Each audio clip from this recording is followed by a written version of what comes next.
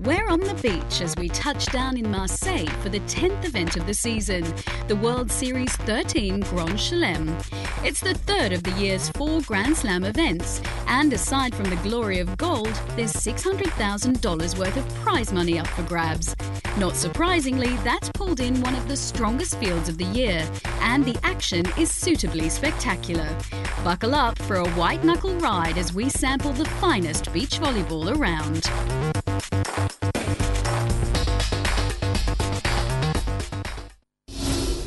Beach volleyball fans may be hoping to be blown away by the action this week, but it was the wind which threatened the event organisers' best-laid plans.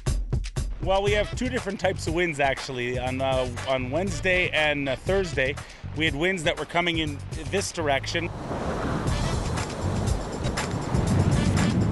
It's very strong, and we had to suspend play over 2 days for quite a bit of time.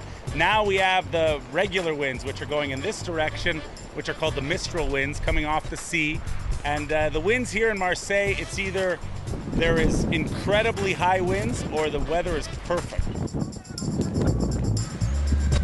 If the winds get about 70 kilometers an hour, we actually have to shut down the stadium. The engineers shut down the stadium because it's unsafe at that point. So it's actually a safety issue. But also, if the winds are 70 kilometers per hour in beach volleyball, the ball is carried around. It's almost impossible to continue a rally.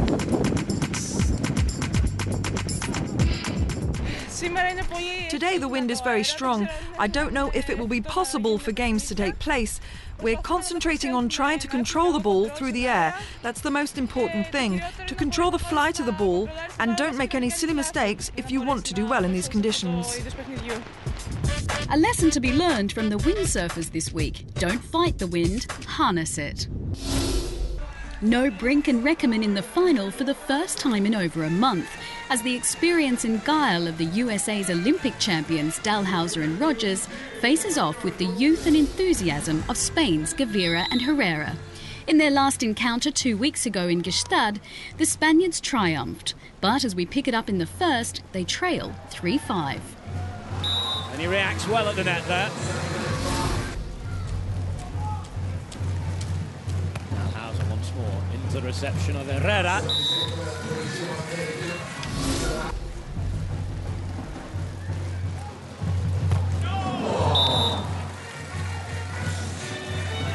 Longer.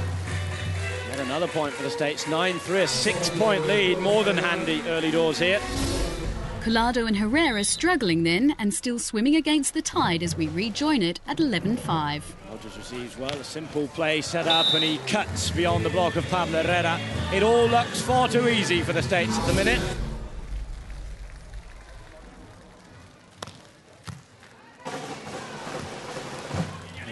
Rising, but there's the block of the thin beast.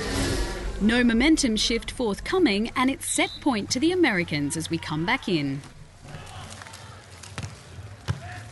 There it is, nice and simple. Miscontrol on the reception from Pablo Herrera, and that point just tells the story of what's been a non-event for the Spanish team. We rejoin early in the second set with a single point in it. Dug out well by Gavira. Rises, blocking. One more chance for the Spaniards. This time it's going to be the rather more attacking-minded Pablo Herrera. Takes a sting out of that serve before finding the sand easily. Supremely efficient move.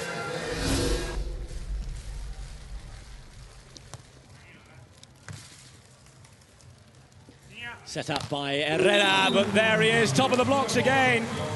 Well, Jonas Reckerman, Alisson, and even Ricardo over the last couple of weeks have been showing him who is the best at the moment, but Dalhausser has hit back strong over the last couple of days.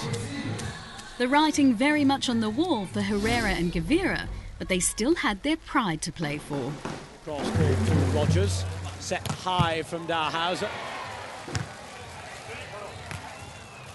A poor attempt to win the point gives the Americans a chance to set up a point-winning opportunity of their own. Good reaction from Herrera, though. Still this ball in play. As Dalhausser rises, and the ball falls quicker to the ground than him, I think. Fittingly, Phil Dalhausser on the serve.